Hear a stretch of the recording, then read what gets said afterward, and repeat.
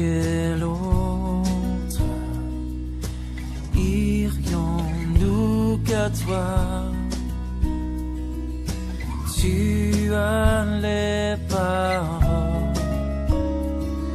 de la vie éternelle, et nous avons cru, et nous avons... Bonsoir, bonsoir, chers amis internautes. On est encore très heureux de vous retrouver dans votre émission Une question m'intrigue. Alors, aujourd'hui, pour la question du jour, nous avons une invitée spéciale et qui nous a fait la grâce de bien vouloir participer à l'émission. Sans plus tarder, nous allons l'écouter.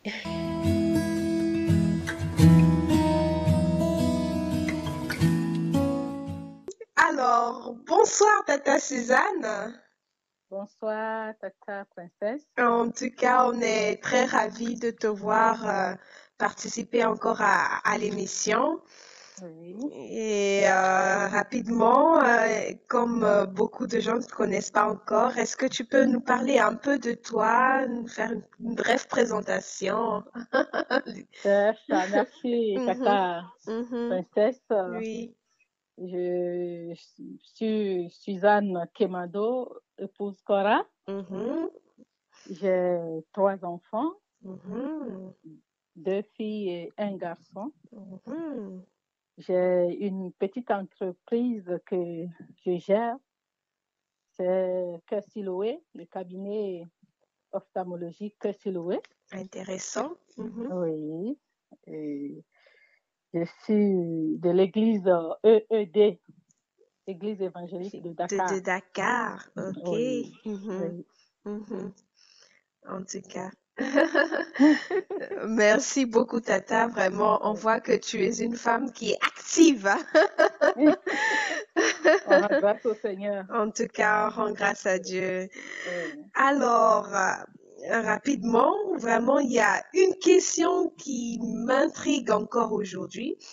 Et vraiment, on sera ravis avec tes réponses parce que vraiment, il y a beaucoup d'autres personnes que ça intrigue également. Alors, au fait, dans la Bible, on nous parle de 2 idées.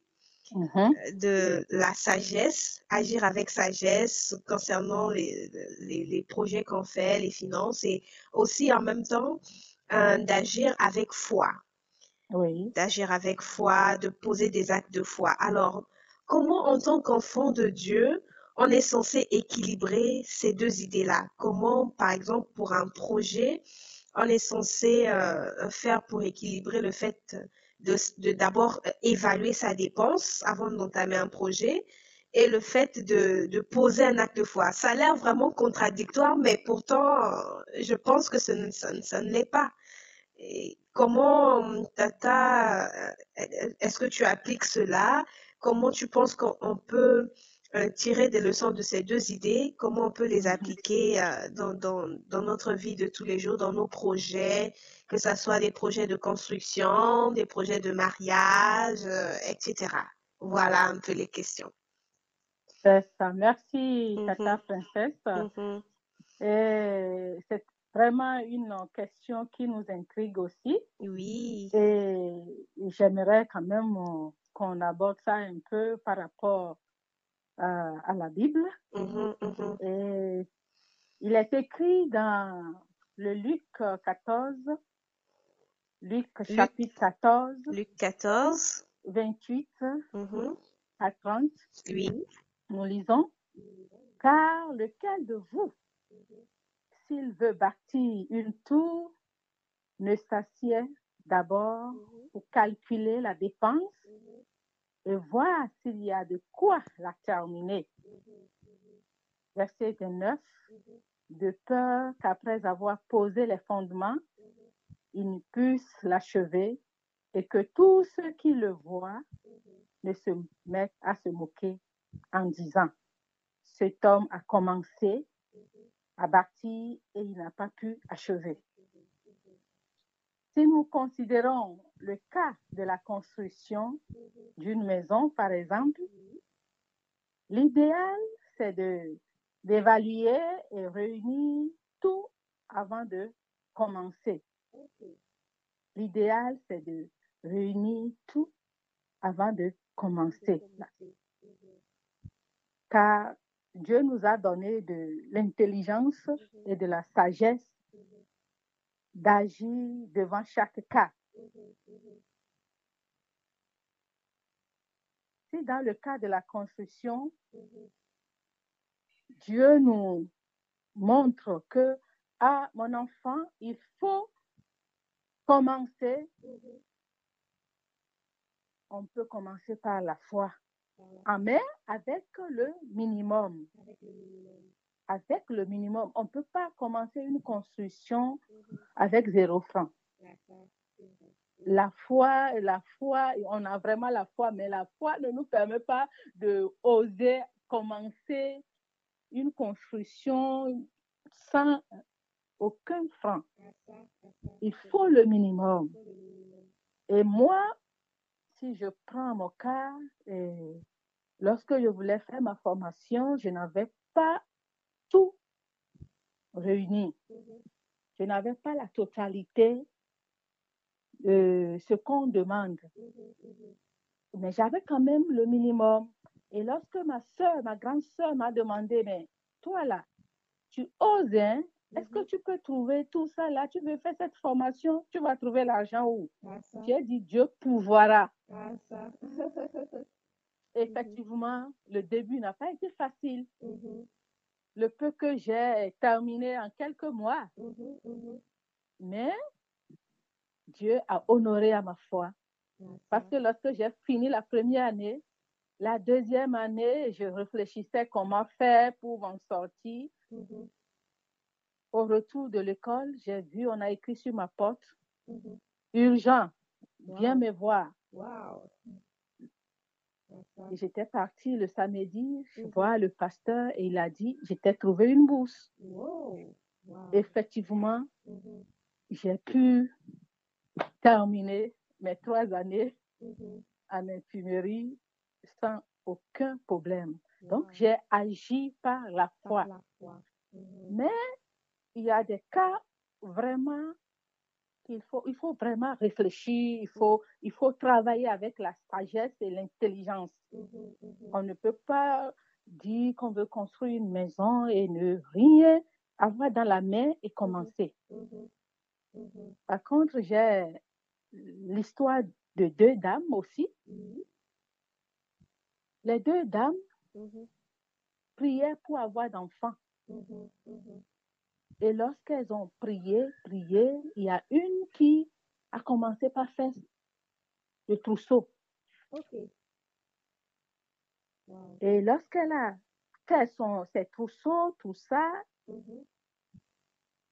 Dieu a honoré à sa foi, elle est tombée enceinte et elle a un enfant. Par contre, la seconde continue à prier, avoir la grossesse d'abord avant d'acheter son trousseau. Donc, vous voyez combien de fois aussi la foi en Dieu peut déplacer les montagnes.